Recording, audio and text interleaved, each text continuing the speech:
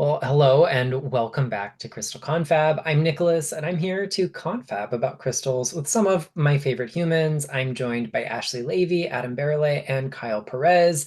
And this week we are diving deep into one of those stones that's been around for quite a long time, valued for a good chunk of human history, but I think is a little underappreciated in today's crystal world. And that stone is Bloodstone.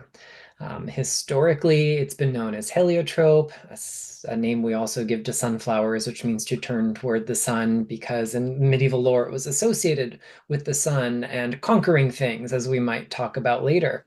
And it's a variety of chalcedony, but it's not the only thing out there called bloodstone. And we've got this African bloodstone out there as well, which is a more translucent chalcedony with a breccia, a broken kind of fragmentary bit of the reddish jasper that's in there. Anyone else have some experience with stuff tonight? They might want to talk about comparing and contrasting the two.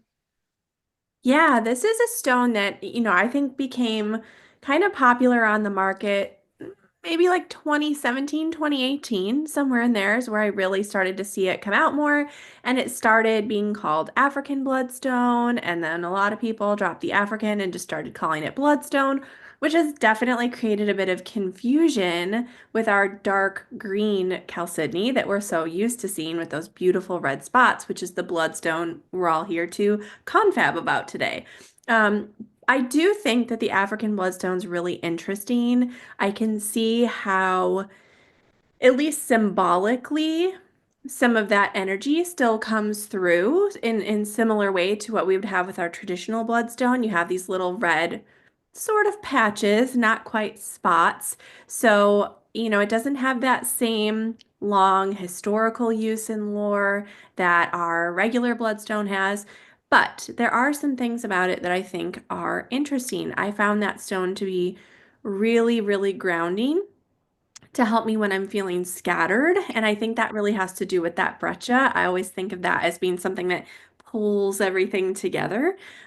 So that is one great way to work with that. But I do want to just really drive home with folks, and we were talking about this just before we started recording. Kyle actually brought this up that it's not exactly the same as our traditional bloodstone. And so if you see sort of that gray with the more angular red bits in it, those little breccia bits of the red jasper, not the same as the traditional bloodstone. It will have a little bit different quality to it. But I also find that that one is really good for dream work and dream recall, which I found interesting. I didn't expect because that is something that, at least in my experience, is vastly a different type of quality than I would expect from traditional bloodstone. Anybody else have experience with that? I really love that avenue. For me, it has very much been a stabilizer. You can see here, like the jaspery redness and then that chalcedony kind of inclusioniness. Like it is definitely not the same stone. I think that clarity, the softer chalcedony really has a difference too. Like I think that could be where that dreaminess is coming in. I think all clearer chalcedonies have a really expansive and soft quality that I find really nurturing. But for me, the key word is stability. I love it for feeling that stabilizing effect. So that's my opinion. Hmm. With the red dots in our true bloodstone, how do they actually form, Nicholas? It's just small bits of iron oxide. So a lot of our chalcedonies form out of, to put it unscientifically, a goo made out of superheated silica. We would call that a colloid or a gel. And oftentimes, so as we've talked about in the past, things that are Jasper-like aren't always actually Jaspers, and also things that we could call Jaspers aren't always formed in the same way as other chalcedonies. It's a really big umbrella term. So if this should form under the same conditions as most other true chalcedonies, then essentially it's just got some iron of a different valency in there, which is giving us most of the green color, and then iron oxide, little concentrations of that in crystalline form, in very small amounts, which are giving us the bright red spots. And they probably just separate out preferentially as that goo begins to harden. Mm. And as Nicholas mentioned before, it's got a long history, this stone. Many people may have heard the myth of the red is actually the blood of Christ falling upon the stone and that type of thing. But I believe this is a really great crystal also for helping us to kind of venture into the past and connect with our ancestors as well. Is that right, Ashley? Yeah, this is one that I love for ancestral work. And, we've discussed this concept of ancestral work on the show before in our Garnet episode and probably quite a few others that aren't coming to mind right now. But Bloodstone, I think, does this in a little different way. So, a lot of times we get hung up on this idea of our ancestors just being familial. And there are so many different types of ancestors that we can connect with. And Bloodstone is one that really kind of helps you zoom out and get that bird's eye view of what your ancestral network can be. And this is a stone that I think really helps you connect with the spirit of the land, with the spirit of place as ancestor, with the plants, the rocks, the elements that surround you. So, recognizing that you are a part of that landscape, that you are a part of the world around you, not separate from it, and really honoring and revering all that came before you. So, thinking about that soil that grows the plants that you eat that nourish your body and like all of that kind of um, eventually returning back to the earth. We all came from the earth, we will all return back to the earth. And this kind of cyclical nature of being supported by our ancestors that came before us, and knowing that one day we will then become an ancestor. And so it is this stone that I think inspires a lot of right action. And, I'm sure many of you have heard like the phrase, like, be a good ancestor. That means like in your present, making those decisions, those choices of how we live, how we interact with the world around us that make a positive impact. And that could be leaving a small imprint. That could be inspiring others. That could be, there are so many ways that we can do that and lots of different ways simultaneously. And I think, especially right now when things feel so tumultuous, having that energy to sort of anchor into and ground into and remember that we are all strong, we are all supported, we have done hard things before and made it through. We will do hard things again, and that we don't have to do those hard things alone. That is a big lesson that I've personally been working on for a couple years, and a really good friend of mine reminded me that we don't have to do hard things alone. It's okay to ask for help when you need that support. And so tap into your local community, but tap into that ancestral community. So the way that I really love to do this with Bloodstone is to find a tree that I really love. If you're like me, maybe you have a few that you really love. Maybe it's in your yard, maybe it's at a local park, maybe it's one that you just stumble upon that you've never really met before. But take your bloodstone with you.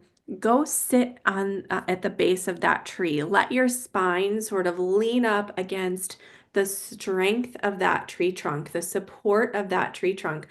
Close your eyes, holding that bloodstone, however it's comfortable to you. You can hold your hands in your lap. You can hold this over your heart. You can hold it over your brow, like whatever feels comfortable.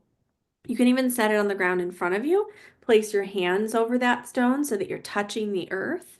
But let your back, your spine, if it's comfortable for you and accessible to you, lean up against the strength and support of that tree trunk. Close your eyes and really breathe into that bloodstone. Let that energy just kind of anchor you to that spot, remind you that you are supported, that even when things feel tumultuous, there is a place of this stable, anchored calm, this sort of rigid, not unchanging energy, but stable energy that kind of just stays put, but bends and sways and like allows the change to sort of happen without getting swept away by it. And Bloodstone, I feel like just helps us tap into that. And once you've done that, just breathing, just feeling that in your body, I feel like it sort of charges that stone with that the energy of that experience. And then you have that as this little pocket talisman, this little charm that you can keep with you and draw upon that energy throughout your day. Anytime you feel yourself getting swept up, overwhelmed, just holding that stone, taking a few deep breaths and tapping into that, you know, grounding support of the ancestors. Actually, I found it really interesting how you talked about ancestors being broader than what we maybe think of usually. I guess when I've initially think of ancestors, I think of my grandparents, my great grandparents, and going down the lineage and that type of thing as well.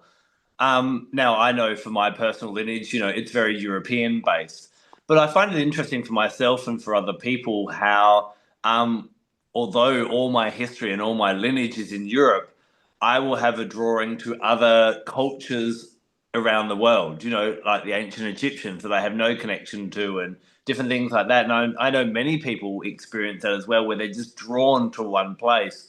And do you think Bloodstone could help us to possibly explore that and maybe that our soul wasn't always coming down this lineage of a European one for me? It may have been darting around the world and help us dive into that as well?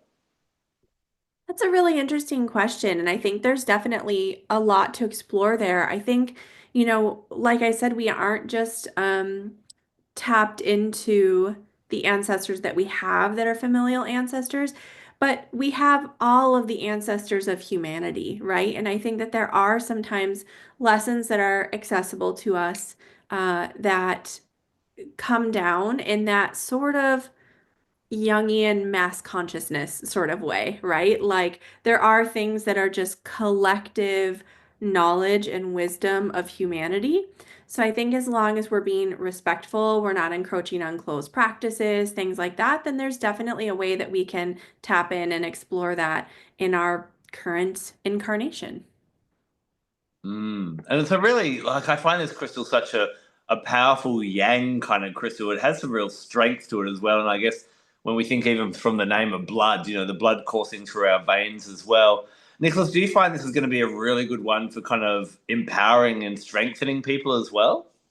Yeah, so from the earliest written records that we've got of its use, this is a stone that's long been considered protective, whether inscribed with certain glyphs or images to conquer one's enemies or drive out, things that go bump in the night. It's been used for every kind of protection, and I think some of that definitely comes to that real visceral image of blood in us and how that is, in a very literal way, representative of our life force. If we don't have enough, we don't have life force. But there's something really interesting about the kind of movement that this stone implies. And I I understood, like I memorized a list of properties related to Bloodstone and was able to apply it to my life.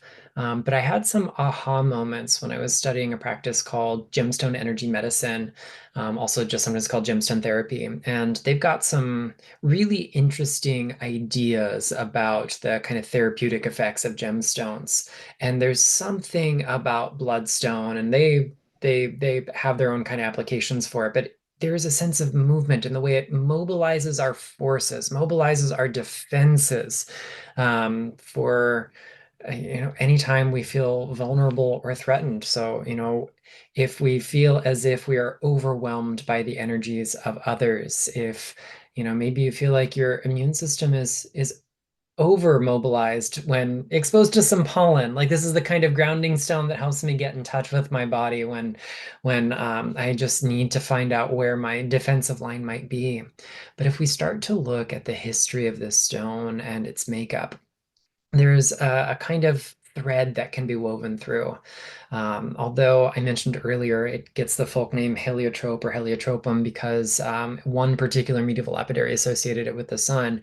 Earlier than that, we see a really strong Mars influence. And of course, before we had the birth of modern chemistry and geology and later gemology, we didn't necessarily have a clear idea of what the makeup and the chromophores, the color centers of this gemstone was.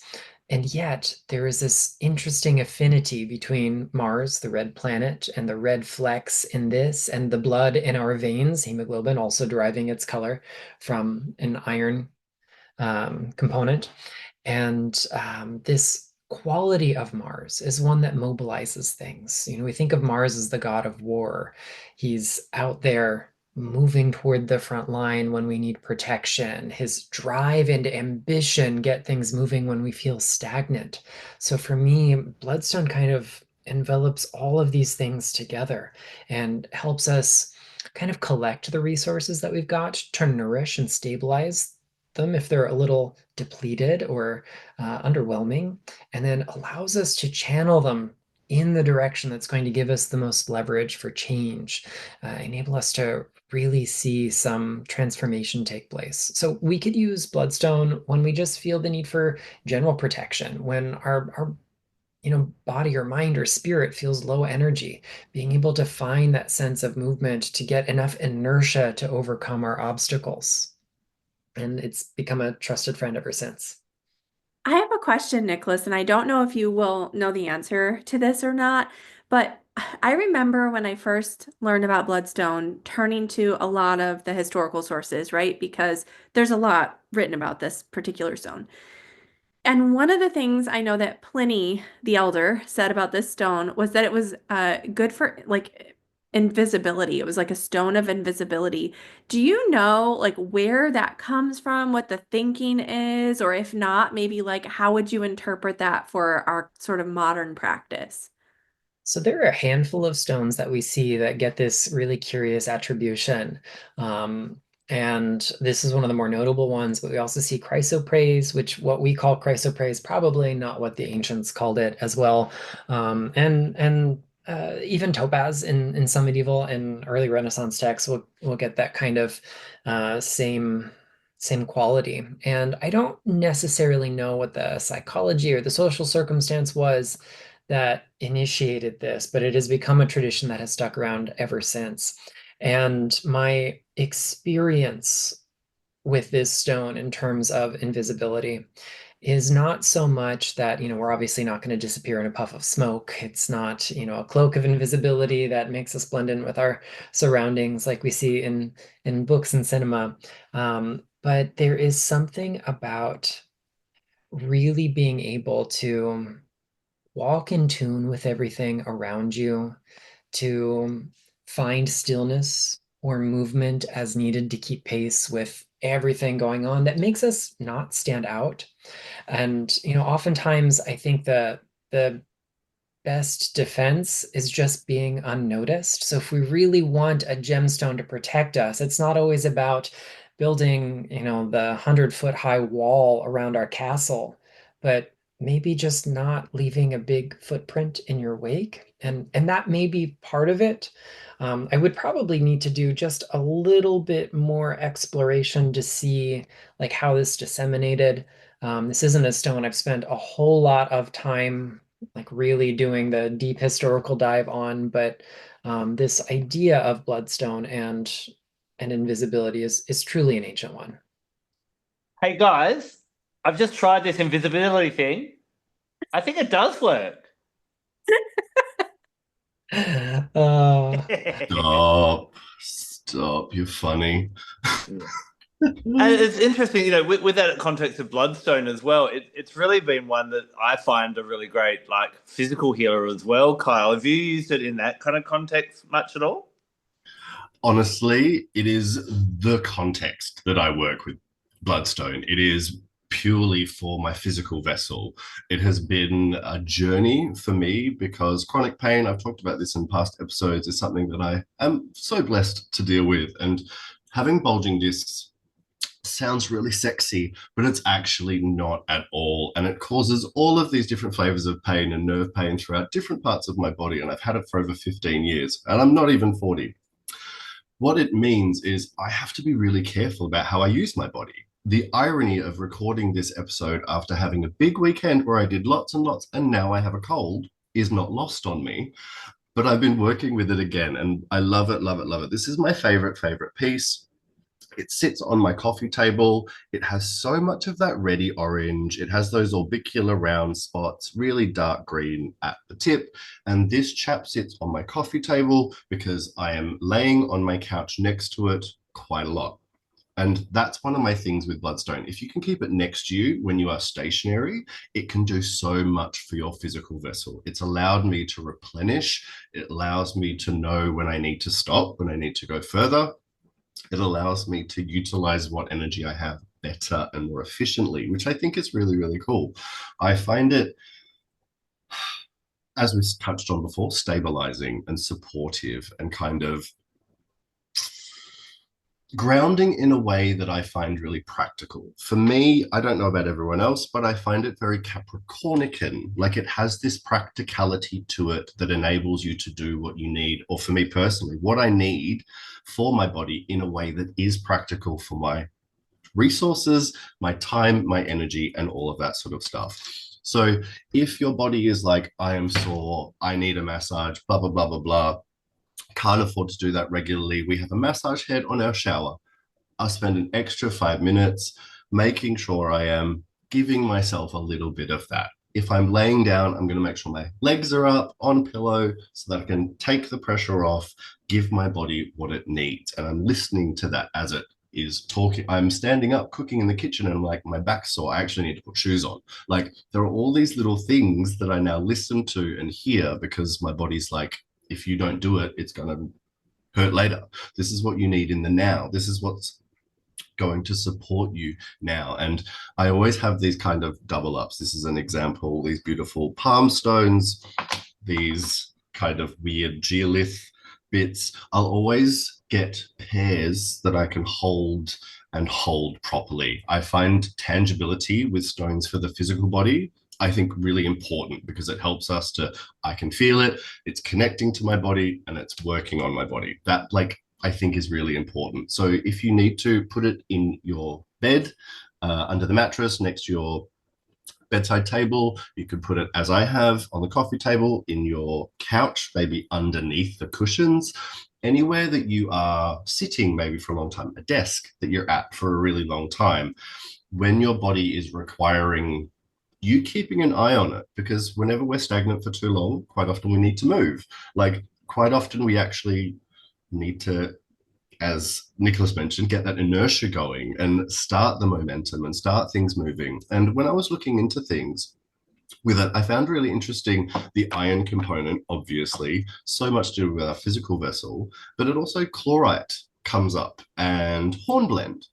Two really interesting things. Chlorite for me has been very healing in many different ways, and hornblende, being an amphibole, has that kind of strength and stability. Bringing that with that iron force is such a cool combination, don't you think? Like, and the silica at its base, it's this really fascinating combination when you actually look at it. It's not just this inert green kind of with bits of red, it's this really complex, deep, what do I need? We are complex human beings. We are complex at our core, and we all need different things. You know, we're all talking about the different ways that we're working with it. And for me, it has been such a physical thing. And I think that's really, really cool about it. And I think the more I work with it, the more I love it. It's one of those daily crystals for me. So it's always around. Okay, point of controversy for discussion, Yes. because Kyle showed his beautiful Bloodstone wand, and it had a whole lot of that beautiful burnt reddy orange and some green toward the carved termination. At what point do we classify it not as bloodstone, but as maybe like a fancy jasper or something like that? Because I know like bloodstone we can get from Brazil, we can find it in India, like we can find it in a few places. When I look for a bloodstone, I am so old school. I want like just that field of dark green, and I want to see clear little spatters of red. And the ones that have a lot more red are super gorgeous. I just got some palm stones for the shop, and there was one in there that was like almost all red, and it was beautiful. I had to pick it up and put it in the batch anyway, even though it's totally different than all the other ones. But like, because my human brain wants to put things in their neat little boxes, how do we all feel about where that like delineation kind of stops? Or do we not care? We just go, it has all the same stuff, it's good. Who cares if the pattern is a little different? I'm really not sure, to be honest.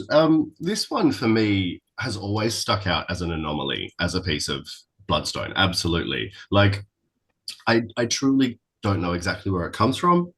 I just remember seeing it and needing it and knowing that, like, I'm a weirdo, so I go for the weirdos. Like, that's how I roll. So I don't feel like, for me, it doesn't feel like a fancy Jasper. I've worked a little bit with fancy Jasper. I've got some bracelets that I've worn, and I really love its. I find fancy Jasper a bit more subtle.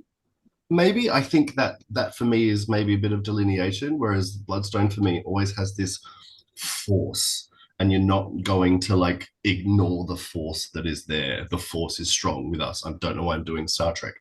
We're crossing things. I like that description. I think that's probably true. Nicholas, what do you think about this? So particularly in the materials that we see coming out of India, there's a lot of, we'll say, friendliness among a few different materials. And when you find like the, drilled beads and stretchy bracelets, they're often a melange, a salad of all of these different materials that comes together. So as you mentioned, we've got the fancy jasper, but they also get moss agates from the same region. They have onyx and or sardonyx coming out of the same holes in the ground, and then our bloodstones. And oftentimes the difference between them is entirely subjective. Um, and it depends on where someone has cut the piece that we end up with. So, if I get someone on a rare day that I'm at the shop, if I get someone who really wants a bloodstone bracelet, then we find the best lighting we can. We pull all of the fancy jaspers and we go, okay, well, one of these is going to have some bloodstone beads, and let's talk about why.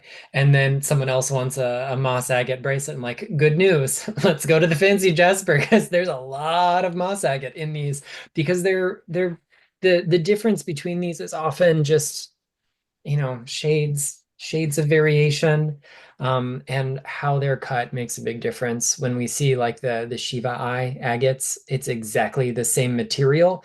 They've just been cut into a shape that enhances the bands between them instead of separating the strata. Same with a lot of the sardonyx that comes from there. It's not the traditional colors we see in sardonyx, but it's what we have come to accept. So I think it's okay to blur the lines and to arbitrarily designate what we like as being associated with these terms.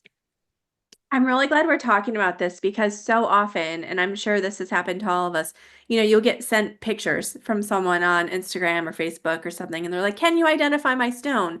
And I'm like, "It's kind of like three things mushed together. Like I can't put it in a box for you. You got to make a call here." And I think this is one of those stones that definitely goes in all those directions. So thank you so much, Kyle. It's one of those things. When I did my gemology degree, it's the black stones and the dark green stones that you have to spend so much extra time on trying to figure out what they are. So if we have to work extra hard, the general public are obviously going to have that difficulty too. So try not to put too much pressure on yourself. These two are definitely the most challenging colors to work through when it comes to minerals. What are you guys saying? Do you not enjoy getting blurry, poorly lit crystals sent to you going, can you tell me what on earth this green crystal is? No, yeah, we love that. There's actually a No really comment. great page on Facebook. I think it's called Fossils, Minerals and Crystal Identification. It's run by more a group of geologists, and you basically post pictures in there. It's got like, I don't know, 50,000 people in there. That's a really good one for, people to kind of hash it out and fight through. But yes, we love helping our followers and our clients and our customers, but sometimes it can be a bit challenging with those ones, can't it? Yeah, No blurry photos. No blurry blurry photos. photos with a flashlight on them, which takes out half the color. Yep, I love them. I love them. Carl, I'm really interested in what you're talking about health, and it reminded me of a story that I used to share quite often because I find bloodstone to be a really beautiful. I call it one of my Panadol crystals. It's kind of an all-round fixer in that type of way. But I think, my approach when it comes to physical healing, especially, is that you've got to look at what the body needs. And, Nicholas was talking about it being a very Mars-like crystal, and it has been historically. And I find it really yang and powerful in that way as well. And I'm reminded of someone who came into the shop, the crystal shop I was working in that time, and she said, "Hi, I want to get a bloodstone because I'm just on day release from the hospital at the moment, and I've been reading, and I keep reading that this is a really good one for healing." I said, "Yeah, sure, it definitely is. Let's have a look. But if I can be a little bit nosy, can I ask what you're having challenges with?"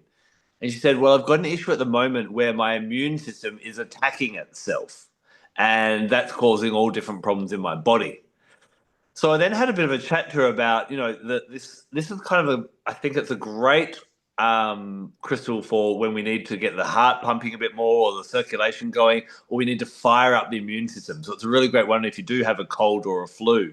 But when we have these kind of where like her system was over um, overactive, that maybe we need to look at maybe getting more of a yin crystal in that way. So I tend to, as I call my Panadol crystals, I find that red garnet and bloodstone are really good when the body needs firing up in order to defeat something. But I find amazonite and amber really good as your yin ones to actually help calm the body down. And after having a conversation with her, she felt a lot more comfortable actually going with an amazonite instead. And I'd love to know everyone's thoughts on that. Yeah, I think for me, when it comes to crystals for that physical body healing, I am I'm a skeptic by nature. I'm so skeptical. I'm super into the woo, super into crystals, but I think it's so important for everything that we do to be like really grounded in science and also really grounded in responsibility too. And so obviously crystals, and all of us would agree with this, are never ever meant to be a replacement for medical treatment. So you have to see your physician, your surgeon, your psychologist, your psychiatrist, whatever it is, you have to get that traditional medical care. And where crystals come in is as an energetic support, right? They're working on that subtle level to support us through all those other things that we're doing for our healing. For example, I also, like Kyle, I have chronic pain. Am I going to work with my crystals to help support me? Yes. Am I also going to go to my chiro? Am I also going to go to my pain specialist? Yeah, I'm going to do all those things, right? We're using all the tools in our toolbox. But the other thing that I think is really important to consider is looking, because crystals work on that subtle level, looking underneath the layers for kind of the symbolism of what might be happening. I think because most people are used to how we approach things in the medical world, that's the experience that when they are having a physical problem, they think, oh, problem, what's the crystal solution? And that's just not how it works exactly because the energy is so different.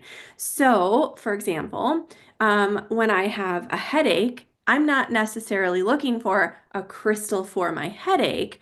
I'm taking a look at that headache. I'm thinking, what's going on right now? Am I really overstimulated? Am I stressed? Am I getting enough sleep? What is kind of going on with me? And maybe it's that I'm really overstimulated and stressed. So I go, okay, what crystal can really support me right now? Maybe I need a good stone for grounding. Maybe I need something to bring a little peace and calm, remind me to just breathe a little bit. So it's not like I'm necessarily thinking, headache problem, what's the crystal solution?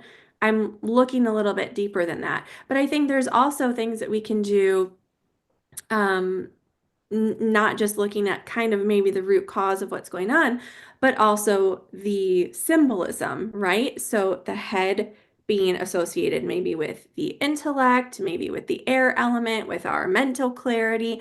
Maybe I need something for a little clarity of thought because there's just a lot coming at me and it's kind of a lot of energy. So what will sort of cut through that and open things up, right? Maybe that headache is like pressure. What would take the pressure off? Not physically, but energetically, symbolically, right? Maybe a crystal to create a little bit more spaciousness, a little bit more openness, like some gypsum, something like that. So I think, we need to really consider that when we're looking at the ways that crystals do support us physically.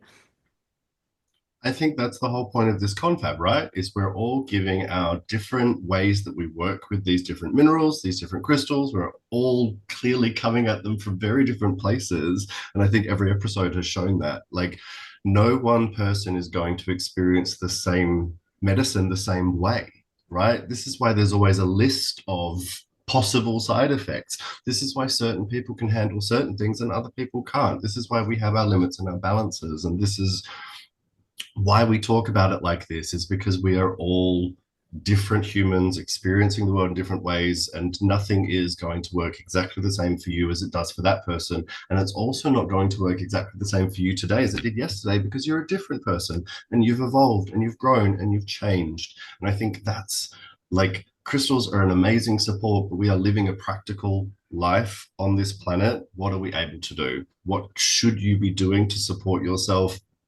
And what help do you actually need? We always need to make sure that we're open to those things. And these beautiful, wonderful, sexy little crystals can help us.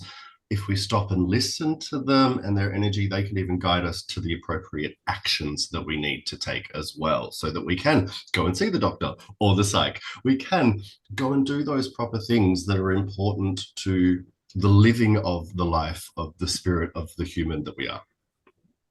And I think we should, I'd love to give a shout out to authors like Louise L. Hay and even Ina Segal. They have really great books like You Can Heal Your Life that explore, and, science is catching up in a slow way between how much our physical well-being and our emotional mental well-being are interlinked.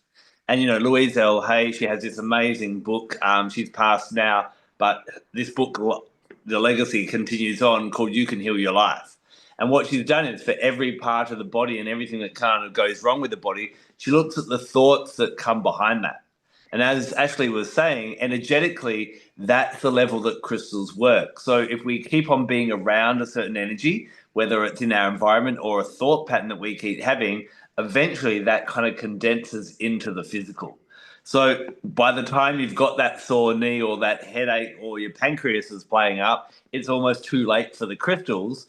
But you can then go on that journey with the crystals to start unraveling that energetic cause that might be manifesting that in way as well. So I think, I have an app on my phone from Louise L. Hay, and I find that a really good reference of kind of going, oh, okay, sore ankle, what could that mean? That could mean, not being flexible. And then I think, what crystal might be great for that? For me, it's kyanite. And then I'd work with kyanite and think about, okay, where am I not being flexible in my life, and that type of thing as well. And that's how I approach the healing. So, yeah, I think we're all in agreement that, if someone suddenly realizes they've got cancer, they shouldn't be going to the crystal shop. They need to go to their health professional first. Yeah, awesome. Now, it's really great that we're actually having this big discussion about health, because it's really going to come into focus this coming week, because we have a full moon. It's a full moon in Virgo, and Virgo is the sign of physical health and well-being, but it's a special one as well. It's a blood full moon.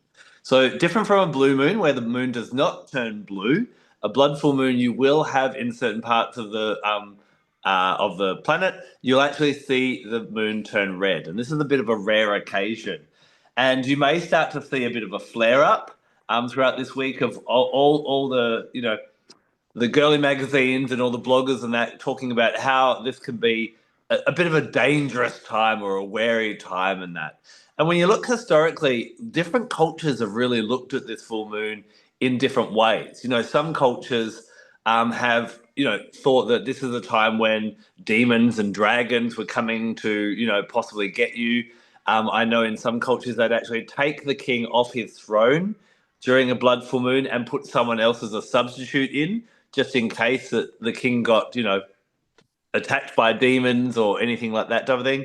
But in other cultures, it's seen as quite virtuous as well. And I'm of the belief that everything on this earth and everything in the heavens is here to support us. So I really look at the blood moons as being a really auspicious time.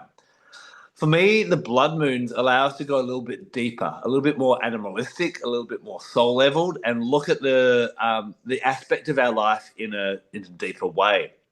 So what we have is we have this blood moon, which is really quite spiritual, But then we have Virgo, which is looking at our physical health and our well-being, and sometimes they're like on the opposite ends of the scale. But I think this is a beautiful time for us all to explore and honor our body and what we need for our body. Our body is, we only get one, and it is basically the vehicle you get to drive through life. And you may not think that, oh, okay, well, eating my vegetables and getting outside and getting some fresh air and some exercise is a very spiritual thing to do. But we all know how we feel when we feel rubbishy. The last thing we feel like doing is meditating or, any of our spiritual practices. And so looking after your physical vessel and making goals and intentions and doing healings and different things like that can be a really great thing to help evolve spiritually. And I think working with Bloodstone this week, making an intention on this blood full moon in Virgo, and it just so happens because I'm working on a project for 2026. Next year, we also have a blood moon in Virgo again, which is really, really rare. So I would even maybe sit down and set some intentions, do some workings towards what you'd like to bring into your life, and kind of scribble that down on a bit of paper, keep it in the front of your head, but then think about next year when it happens later in the year in 2026, go, okay, how am I going with that? And how can I up level it again? So we see around the world, health challenges that people weren't experiencing 30 years ago, and a rise of different physical and mental ailments that weren't around. Maybe it's time that you found the way to get back to nature, get back to working with your crystals and finding that health and healing as well. So I think Bloodstone is the perfect crystal to give you that courage and that motivation and that determination to start honoring your body. And everyone considers themselves to be healthy. I never talk about how can we get healthy. I'm like, how can we up level? I bet no one listening or watching believes that they are a 10 out of 10 when it comes to sleep and nutrition and flexibility and all those different things. So maybe looking at, okay, well, where am I scoring low on those kind of factors and where can I bump up and start working on that in this full moon? I love this conversation, Adam, because I've been thinking a lot about, here in the Northern Hemisphere, we are getting ready to head back into spring. It's going to be gardening season soon. It's been a long, cold winter, especially where I live. Winter's a big chunk of the year. So we just had snow actually until last week, about a foot of it, and it finally melted. So I'm like getting ready to sow my seeds and do all kind of things. And I know I am like woefully out of shape. And the first couple weeks of gardening are really going to kick my behind because it's a lot more physical stuff than I'm used to, just sitting in my warm, cozy house all winter. So it seems like Bloodstone could be a really good companion for helping me, A, get that little bit of motivation to get back outside, but B, just be kind of really supportive throughout that process to like help keep me going toward where I feel like, comfortable doing some of those things that are downright hard as a gardener. Yeah, I think this is a beautiful one to work with whenever you need to kind of, especially this, I guess it's like trying to move a train or something, with all that cargo behind it. It's that initial start. And I looked at where my body was at the start of this year and I'm like, I was the heaviest I've ever been. And I was like, you run up at some stairs and you're like, I need to sit down for 5 minutes. And I'm like, that's not good kind of thing. So I've started working with a personal trainer, but sometimes it is those first few sessions, or I've just been away for a few days and going back to the personal trainer yesterday. That's where it really kind of kicks your ass. And that's the hard bit is starting. And I think this blood moon in Virgo aligned with Bloodstone could be a really great way for a lot of people just to make those first starts, because it gets easier the longer, the more momentum you have going behind you. And also like long-term goals, like to make these long-term physical goals. I really like the idea that there's another blood moon next year in Virgo.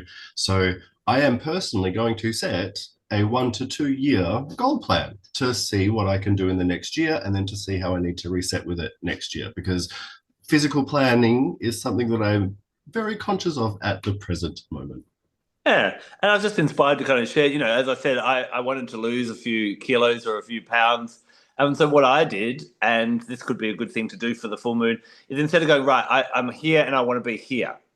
I actually worked out where I want to be, and I used good old Chat GPT, and I said, "Can you divide this, but into weekly increments?" So each week now, I'm like, and I go, "Oh, I jump on the scales, and I'm like, oh, I've still got so far to go." I'm like, "Have I done my little goal for this week?" And I'm actually ahead of my goal. And breaking it down into bite-sized pieces can be really good. So even doing a bit of work, we don't have to just do spiritual work around the full moon. We can kind of use that energy to put our magic and our intention behind it and going, okay, let's set little goals, and can I do it week by week by week? Bite-sized pieces make it really more manageable rather than going, I'm here and it's going to be impossible to get there type of thing. 1,000,000,000% agree. 1,000,000,000% agree. Now, before we wrap up, we did. Oh, sorry, Ashley, you wanted to add something? Yeah, I was just thinking that's actually like a really good way to work with Bloodstone in general. Just breaking down those really big things that seem a bit overwhelming, maybe a bit full on into little things that we can do along the way. So, whether that's a health goal or that's a goal for starting your meditation practice or a goal for a big project, just having that be a companion to keep up that motivation and support throughout the process. Mm. I know we talked about it last week, Ashley, but can you do a little bit more of a shameless self promotion for your course that I know is in full happening now, and you're taking on applicants? Yes, so I am hoping, well, I don't know. We'll see what happens. But by the time that this episode comes out, we may have already filled up all of our spots. I've actually limited enrollment to 50 spots this time so we can create a little bit more of an intimate container for all of the classes. Today, that we're recording is the first day of enrollment, and we are a good way of the way there. We've had 19 people enroll already out of 50. So there may or may not be just a couple spots left. Discounted enrollment is supposed to end this Friday, but if there are any spots available, if you message me, I will try to sneak you in. You can contact me at ashley@loveandlighthealingschool.com, and I can send you all the details if we do have any last minute spots to sneak you in when this comes out. But if you are too late and you've missed this enrollment, don't worry. We will open one more time later this spring during the first week of May. So we will have some additional spots available then after we get our new students settled in. And there's also an opportunity to get started with an introductory course if you just want to kind of stick a toe in and see what it's all about. You can learn more about that at loveandlightschool.com. And we've also got links below or wherever you're watching this on a video or listening to a podcast, check out our links below and check that out there. I'm going to jump in with a shameless self-promotion as well. If you'd like to actually meditate with Bloodstone, especially around this blood full moon, I've got a meditation on iTunes. I've got a series of 8 different albums, and it's album 2. The health and wealth one has a Bloodstone meditation in it. Goes for just under 20 minutes, takes you through relaxing, letting go of the day, connecting with your bloodstone, and then going on a bit of a journey with it in that way as well. So that can be another way to kind of help you get that deeper connection. But apart from that, I think we've confabbed enough about this amazing crystal, and hopefully one of those regular ones, which I think was probably one of the first crystals I ever bought because it was one of those good old trusty ones many years ago.